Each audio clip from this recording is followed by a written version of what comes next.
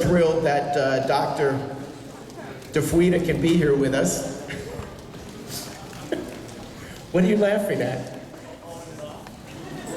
You're a doctor, aren't you? You've been telling everyone you're a doctor. Are you lying now? Or is that just trying to get dates that you say you're a doctor? I don't know. All right, let's welcome Owen DeFuita, ladies and gentlemen, from Youth Defense. He's going to introduce the panel. And he's looking very SoCal, isn't he? Come on! Come on with him! Woo! Thanks, Pat. So, last night they asked me to fill in for Father Frank Pavone. Today they asked me to fill in for Father Terry Gansemer. I really think they're trying to tell me something at the conference.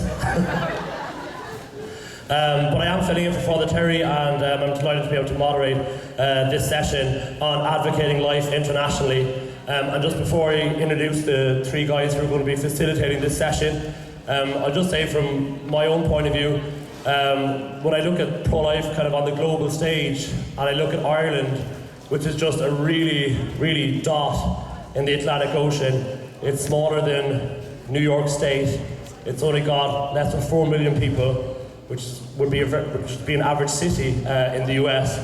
But when we take our small country and put it on the pro-life stage, we are making huge ripples across the world, particularly across Europe and within the European Union with regards to pro-life. And that is the power of what people can do internationally when they really commit to this cause. So it doesn't matter if you're from a small country, you're from a big country, you're treated as a big power player internationally or not.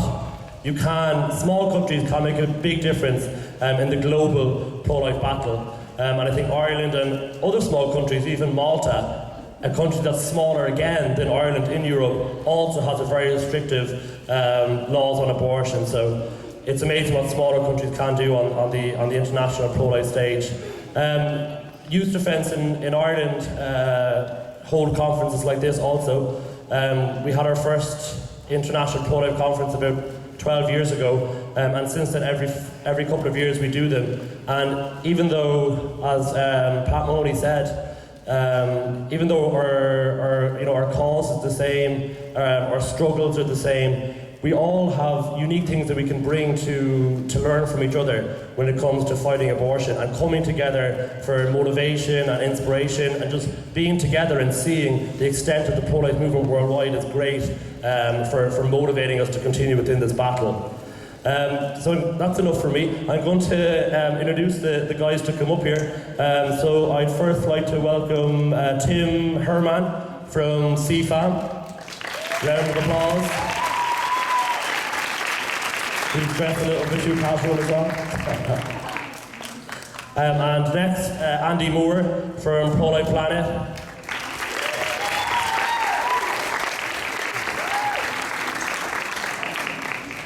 And last, by absolutely no means least, is my cousin, Ida Nick-Fahuna, who's here from Youth Defence in Ireland.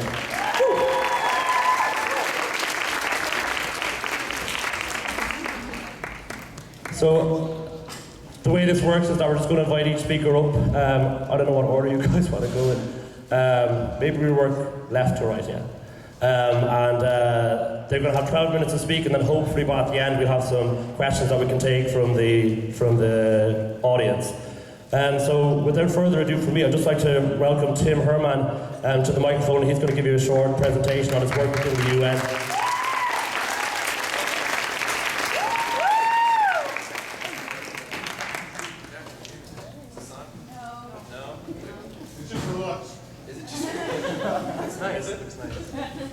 Hello.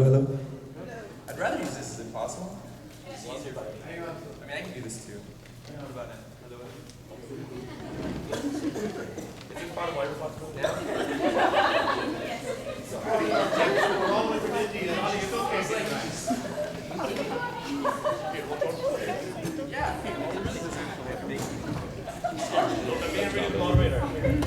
Does it fit in there? Yeah, it does.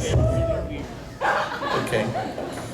So, no, I'm really happy. I'm happy to be here. I know that my boss spoke yesterday, and we kind of have a topic, right, that's a little bit outside of the norm for most people, right? Because we work on the international side of things. And for a lot of people, that doesn't really matter, right? What matters is what we're doing here and what we're doing now. I tend to agree in the sense that whatever you guys are up to, especially locally, really matters, because the United Nations, which is where I work day to day, can't do much to influence you at the local level. What they can do is influence your government. We all know that we have a lot more to say than they do, especially with our vote, right?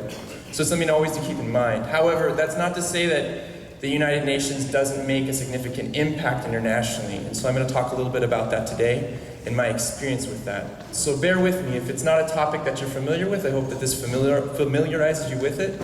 And obviously, if you have questions after, please feel free to come and to speak with me.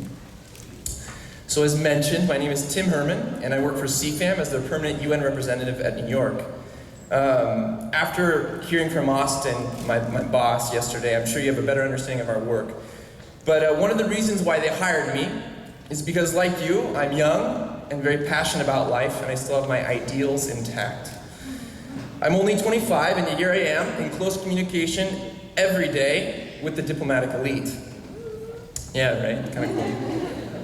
On a day-to-day basis, my job is really twofold, okay? So first, and most importantly, I'm the eyes and the ears for my boss and our organization on the UN floor. I do my best to catch any breaking news and to report it back to CFAM and then immediately to you, the public. I cover anything related to the international pro-life and pro-family agenda at the United Nations. And then, secondly, I make friends with mission delegates and keep them informed on our issues. And I mean it when I say it. I actually make friends with them. That's my job.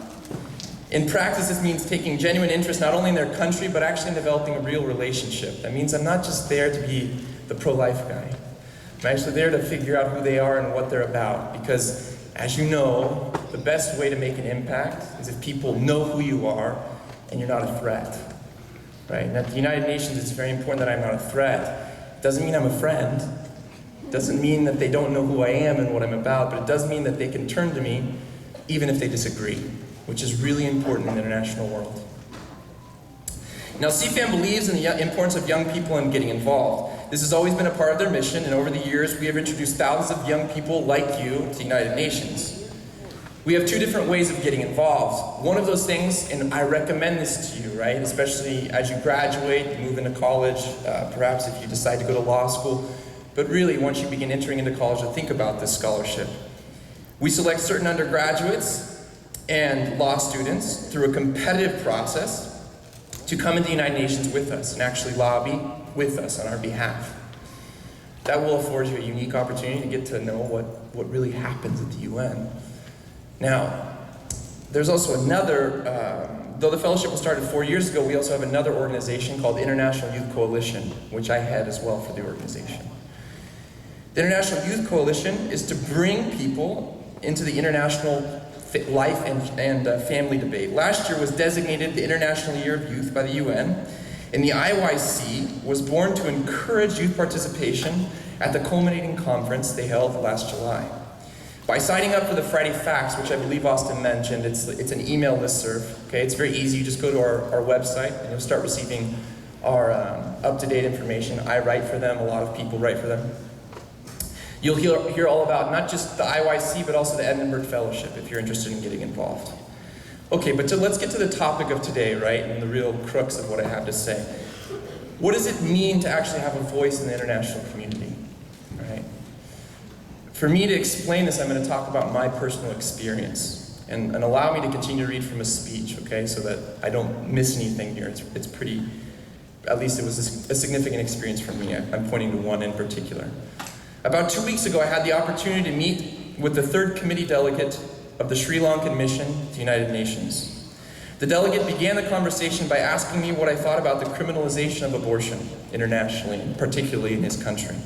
Before giving him an immediate response, I asked him to explain to me why he asked. Because, he explained, in Sri Lanka, abortion is illegal in all cases except for when the life of the mother is at risk.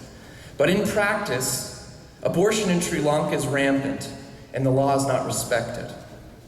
At this point, I asked him another question. Well, what do you think the purpose of the law is? To that he responded, "The law is to prohibit others from doing what those in power have deemed to be unlawful. For me," I told him, "the law is not meant to be an arbitrary tool of power. It is born first from a culture, and it is meant to be the affirmation of that culture's beliefs. If the culture's beliefs do not reflect the law, it's because the culture has changed. And this is the real issue that must be addressed. Friends, even if we are successful in changing laws internationally, we know that the real issue is the culture that we live in. Internationally, our way of understanding life is unpopular because it appears to be incapable of fully and concretely addressing the real-life problems people face with real solutions. It seems unreasonable. It is not simply that people just disagree, but that they do not share our experience. For example, a pro-life law in a country like Sri Lanka is seen as futile because it does not represent their cultural experience, not because International Planned Parenthood Federation does a better marketing job.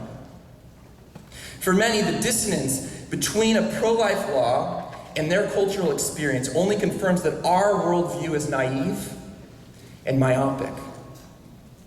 In other words, to begin to turn the tide, we must show that our way of thinking is reasonable to others, that it really makes their lives better, makes them happier.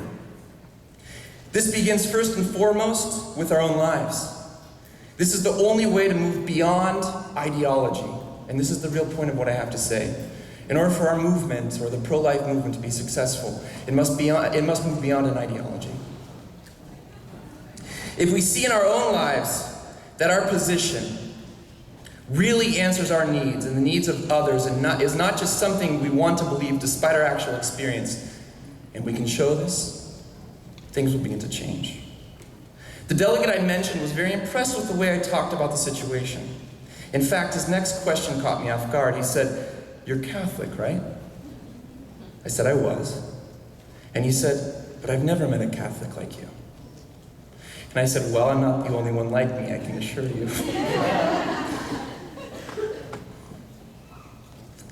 Our faith is reasonable. Many people think that it isn't, but this is a misconception, and this is the real misconception. We believe that our faith is a way of knowing all of reality, that it actually expands our capacity to reason and allows us to take in all of the factors present, ignoring nothing. That is why I can respond the way I did to your question. You see, we must not be afraid to be honest with the reality of the situations we face, even when a pro-life law isn't representative of the culture. Every moment, especially the difficult ones, is an opportunity of discovery. It is a chance to verify if what we have to say is true, not just for others, but for us too. This is the only way we can be certain, and this is my experience at the United Nations, and particularly internationally. I've lived in 6 different countries and speak 3 different languages. This is the only way we can be certain, and it is the only way that in a world that isn't certain of anything, right? I want to repeat this. This is the only way that we can be certain, and it is the only way that in a world that isn't certain of anything, we can become beacons of hope. Our proposal for international society is more than just a law or a single issue. I speak for myself. It does not start with abortion, but rather with the entire human person and his needs in front of the provocations of life. This is why we are attractive, because we know that the problem of abortion isn't abortion itself, but life. So keep the big picture in mind.